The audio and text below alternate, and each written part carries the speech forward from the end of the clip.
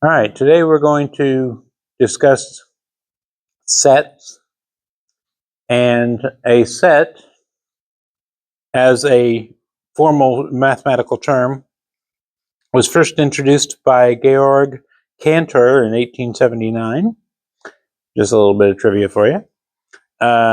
It is a collection of elements, and you denote an element is an element of a object is an element of a set using this stylized E symbol to indicate that X is an element of S. X is not an element of S when you have the line through the E, through the symbol. Set builder notation. I'll do the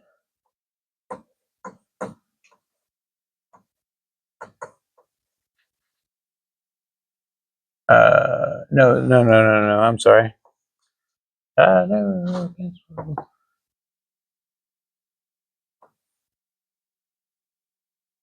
It's set roster notation.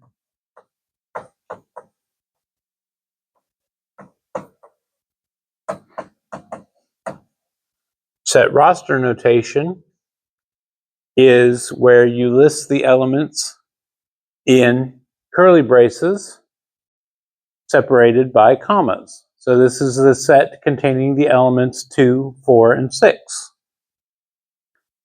Okay? So it's similar to what you do if we're just declaring an array in C++. You declare the array and you put curly braces around the elements separated by commas, right? So similar notation. But there are some differences we'll get to in a few minutes. To indicate a large or infinite set, for example, the set of positive even numbers, you would use the ellipsis to indicate that the set goes on indefinitely. For just a large set, you can have some elements to indicate the pattern, ellipsis to cover the larger area, and followed by the termination of that sequence. So use the ellipsis to reduce the amount of writing that you're doing using set roster notation.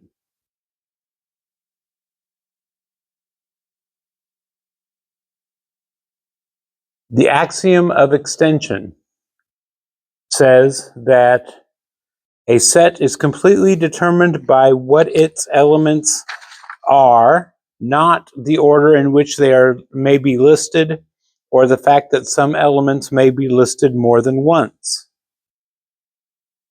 So, set A is the set of elements 1, 2, and 3. Set B is the set of elements 3, 1, and 2. Set C is 1, 1, 2, 3, 3, 3. These sets are all equivalent to each other because they have the same elements in them.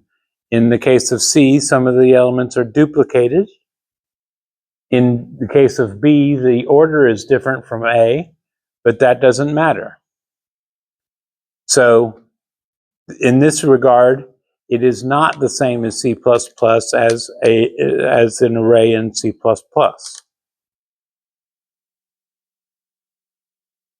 So,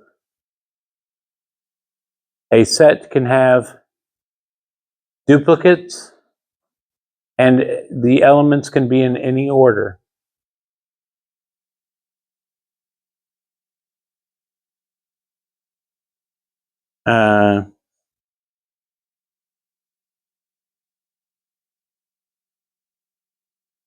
You can nest sets. So you can have the set of the element of 1 and the set of the element 2 in the set S by nesting the curly braces. So 1 is an element of S because the number 1 is in the notation. 2 is not an element of S because the number 2 is not an isolated element in this set. But the set that contains the element 2 is an element of S.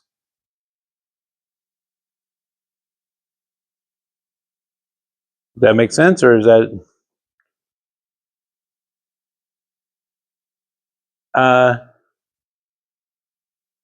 the elements of S are 1 and the set of containing the element 2. So the only two elements of S are 1 and the set containing the element 2. So the number 2 is actually not an element of S because it's in the curly braces, it's in a set in S. So the set of the element 0 is not equal to 0. It is not the equivalent thing. They are different objects.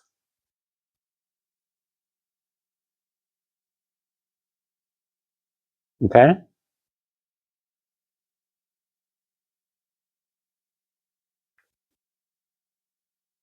Some commonly used sets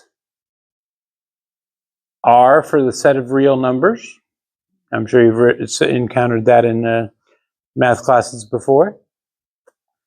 Z, the set of all integers. Where they got the Z for integers, I don't know. But that's a commonly used set. Q, for the set of all rational numbers, because all rational numbers are a quotient.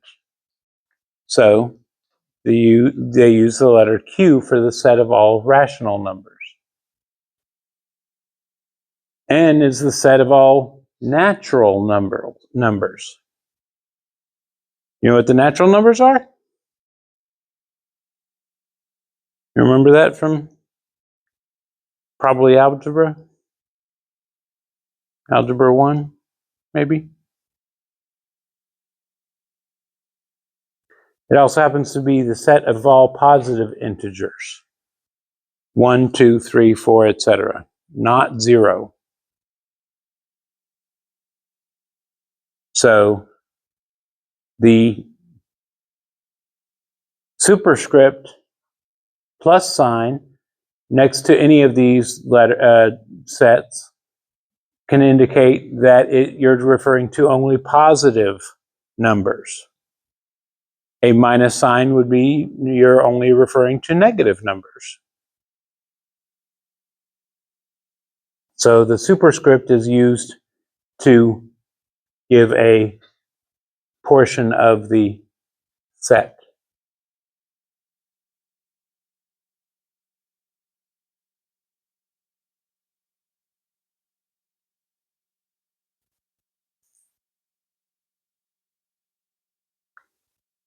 Getting it all down?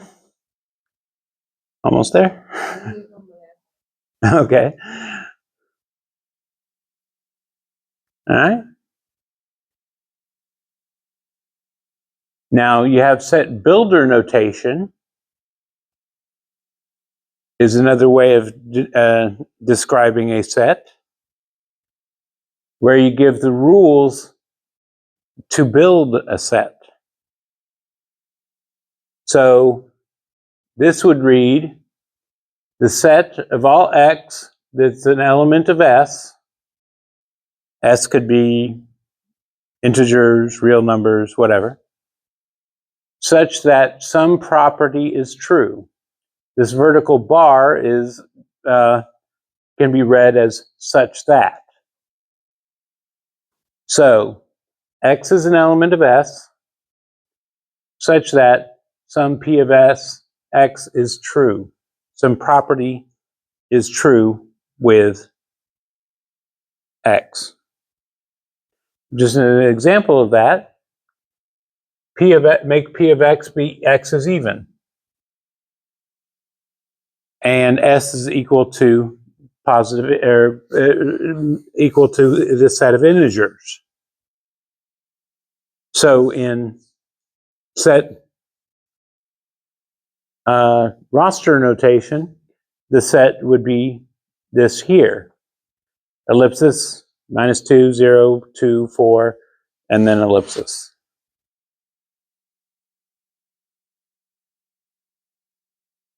So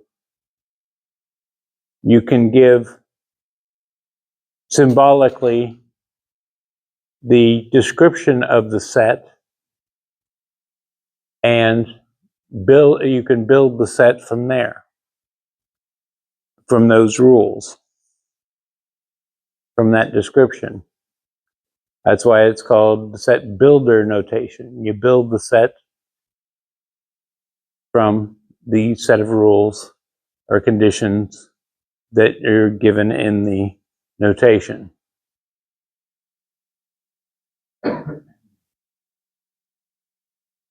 Now we get into subsets. This symbol here, it's not a C, it's a kind of a U that's open to the right. But this symbol here means that A is a subset of B. With the line here, that means underneath it means A may be equal to B. But either way, all the elements of A are in B.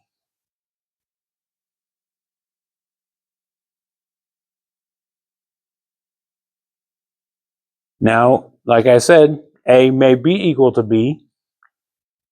If your subset is definitely less than B,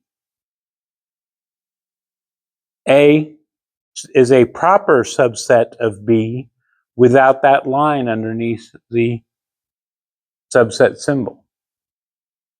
That is a proper subset where A is not equal to B. It cannot be equal to B. So if you have A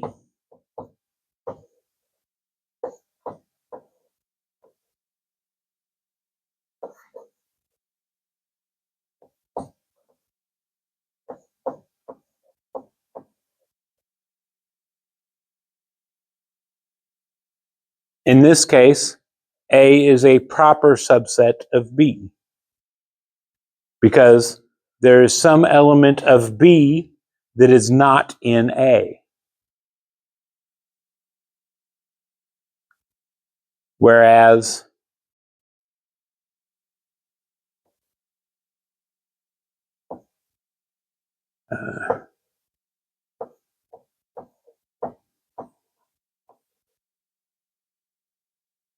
B is a subset of C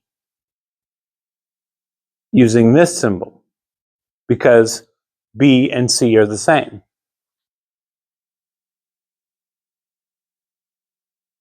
All right?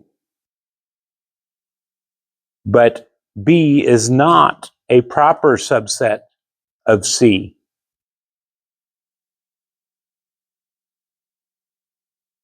So let me fix this here.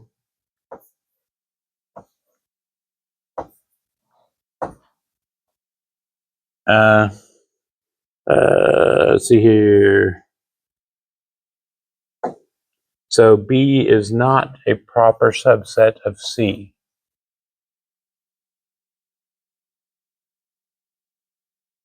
So, because they are equivalent.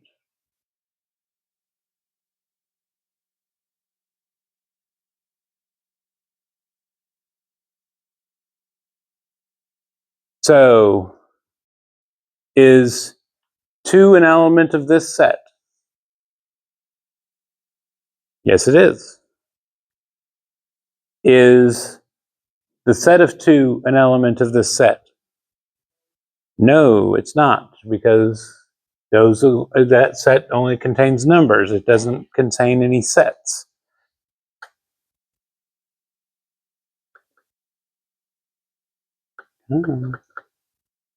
And if we is 2 a subset of this? Is the set of 2 a subset of this set?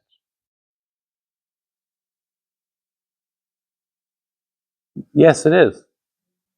Yeah, this set is a subset of the one on the right. It's not an element of that. Like like this is false.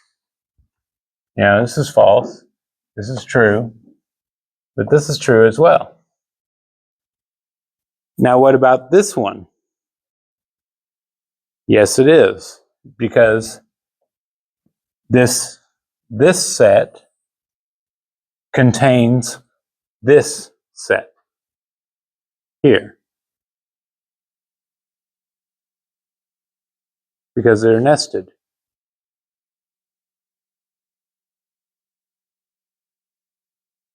So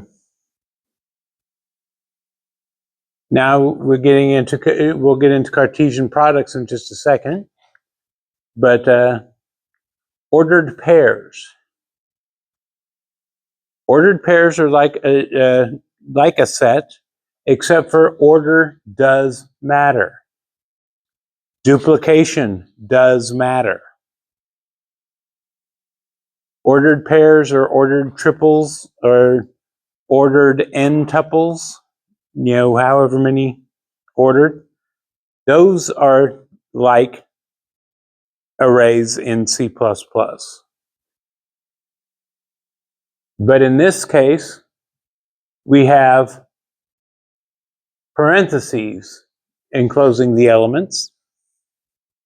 In C++, you have, for arrays, you have the curly braces. Do not confuse the two. So, A and B, the ordered pair AB, is not equivalent to BA. They are different pairs, because order matters. Now, A and B, AB is equivalent to CD if A is equal to C and B equals D.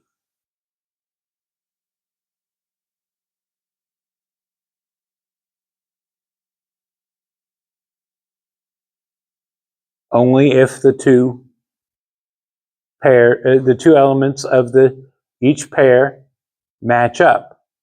If B equals C and A equals D, they're not equivalent.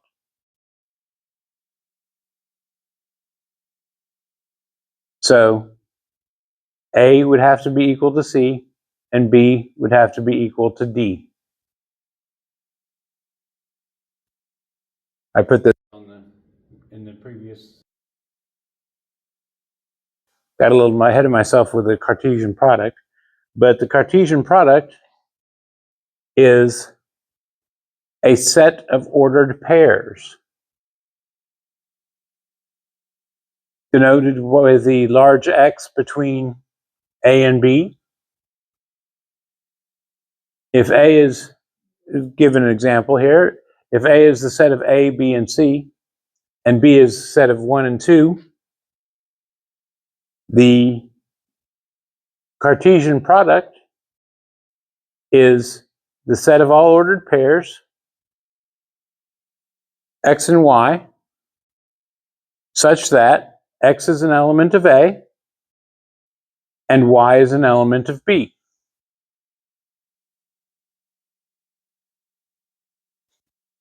Okay?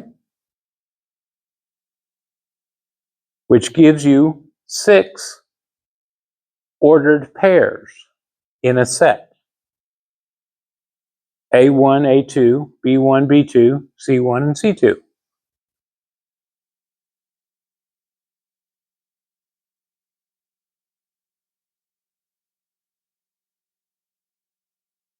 All possible combinations of elements from A and B, where elements from A make up the first of the element of the ordered pairs, and elements from B make up the second element of the ordered pairs.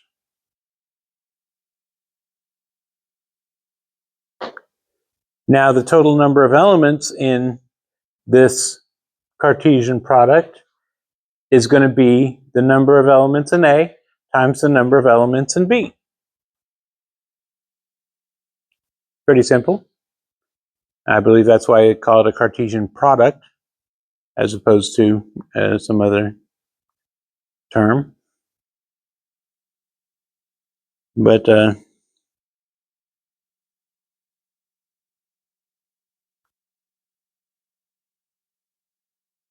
yeah.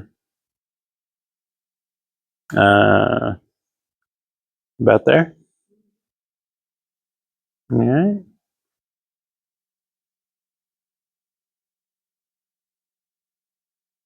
Now, what if you have a Cartesian product of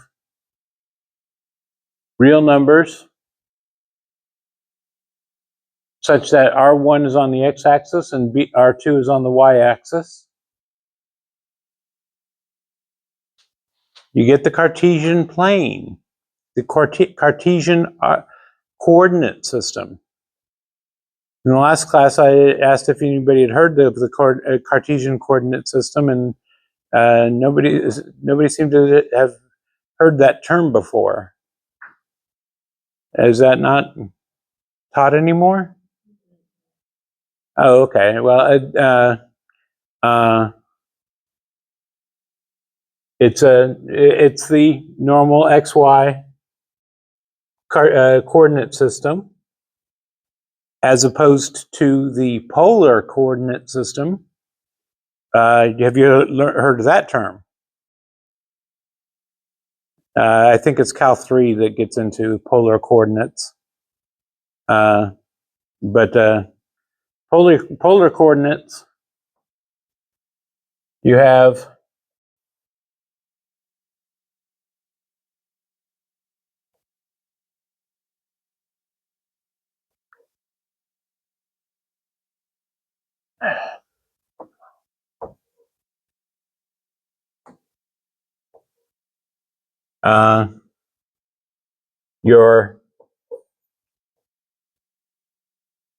your coordinates are the angle and the from horizontal, and the radius from the origin. That's the polar coordinate system. That's the natural way of navigating. You're pointing one direction, you turn 45 degrees, walk 10 feet. That's your 45 degrees, radius 10 feet.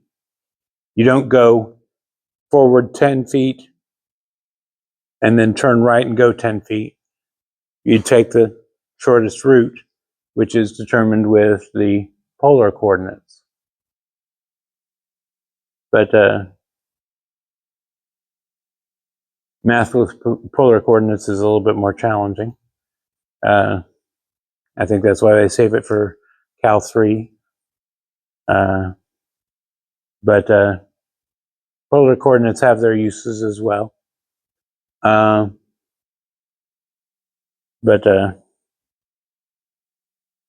Yeah, the Cartesian product of real numbers to real numbers is going to give you a coordinate on the Cartesian plane. Relations and functions. A relation is a mapping from the domain to the codomain, yielding ordered pairs. So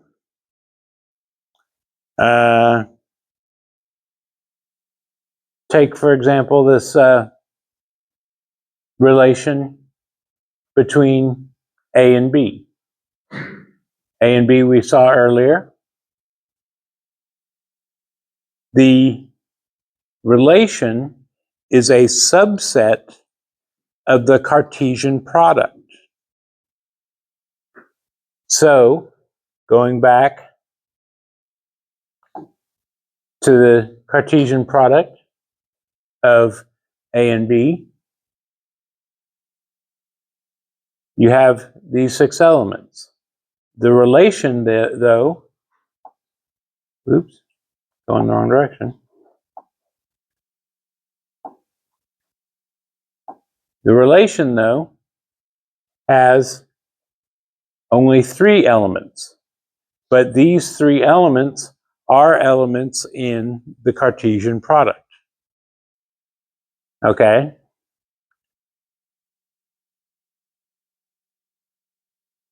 But to give another example, let's say your domain A and your codomain B are these values here, 1 and 2, and 1, 2, and 3. Let's have the relation B equal to the set of all x and y, which are elements, all ordered pairs of x and y, which are elements of the cross product of A and B, such that x minus y over 2 is an element of z, or an integer. I know we're getting a little bit more thick into the mathematical symbols and all that sort of stuff, but you'll get used to it, hopefully.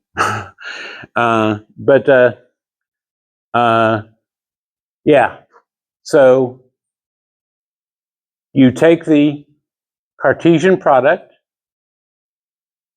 write them all out. I did this last section. And then you find out whether or not x and y satisfy this condition. This is set builder notation. So 1 and 1, x minus y over 2, is it an element of the integers? 1 minus 1 is 0 over 2 is 0, so that's an integer, so it's true. 1 minus 2 is negative 1 over 2 is minus 1/2. That's not an integer, so false. 1 minus 3 is minus 2 over 2 is minus 1 total, so that would be true. That is an integer. 2 minus 1 is 1 over 2, 1/2, not an integer, so it's false. 2 minus 2 is 0 over 2. That would be 0, which would be an integer, so it's true. And then, likewise, 2 and 3 would be false as well.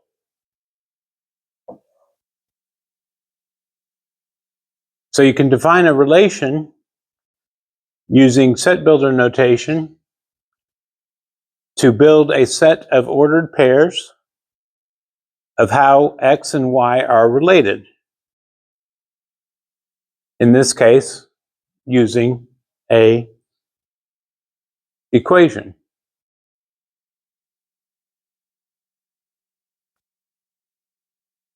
Another way to represent this, let me Ignore that for right now. Let's see here. It was 1, 1, 1, 3, and 2, 2, right? I think so. Arrow diagram for a relation. 1 is related to 1, 1 is related to 3, and 2 is related to 2. This is your A and your B, the domain, and codomain.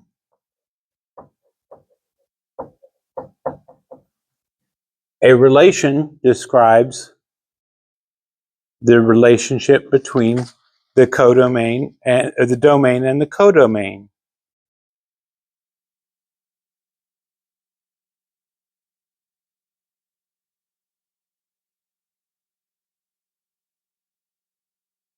All right.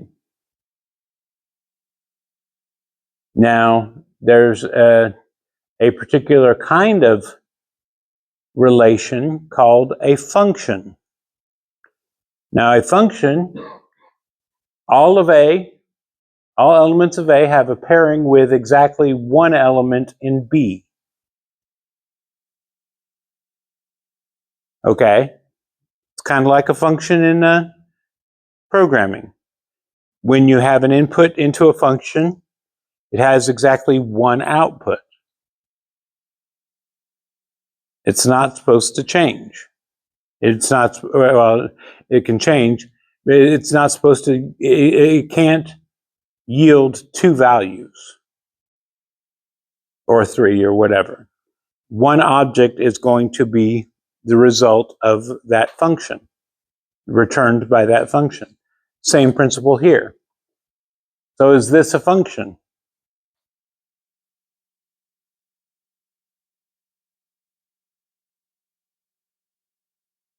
I'm sorry? Yeah, the codomain would be, in programming, would be like the output. Yeah, you're right. No, it's not a function. Because A1 is mapped to 2 outputs, or 2 elements in the codomain. So it wouldn't be a valid output in programming terms. It would not be a valid function. Of course, if you took this out, that would be a function. Just because there's an element in B that's not being used doesn't matter. As long as all the elements of A are mapped to a single element in B.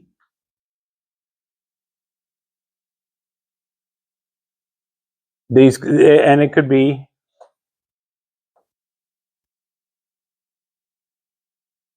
mapped like this too. Both inputs give the same output. Not a very useful function, but it's still a function. It still would follow the rules of being a function.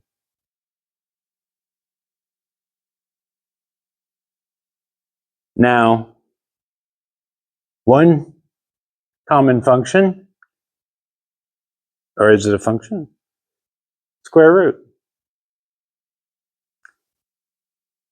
Not a true function because it yields 2 outputs for each input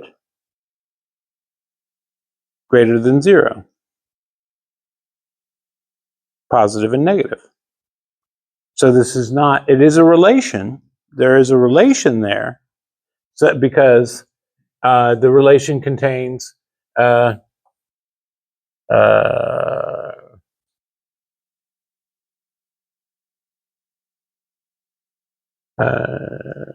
is it? I'm getting my X and Y but mixed up here. Okay. 4, 2, and 4, -2. Those are both elements in the relation, because the square root of 4 is 2, and the square root of 4 is also negative 2. But it's not a function. So anyway, because I had everything already written up on the smartboard, I went through things kind of quick. Anything you want me to go back over or cover again? No? See one shaking head, and pretty solid? Okay. Well, I'm going to put this in an announcement tomorrow probably, but these two sections are necessary to do the if you choose to, the extra credit assignments that are on Canvas. Chapters 5 and 6 are on sets and functions. If you want to delve deeper into the sets and functions, these two chapters, the slides are on Canvas in the Files section. There's 4 sections per chapter. The homework assignments associated with those chapters are also available on Canvas. If you do those, and I'll outline how this will work in the announcement, those grades for those homework assignments can substitute your lowest quiz and lowest test grade for the semester. Typically in the past, when I've done this, about half the students do them, and it does help your grade. And you have until the end of, to be the beginning of May, to do those. So if there's something that you're unclear on, you don't feel rushed on that. But those are the 2 extra credit chapters that are available to you for the semester. But I guess that will be it for the day. Like I said, I'll put all that in, all the details in an announcement tomorrow. And in the meantime, have a good day and a good weekend. See you all on Tuesday.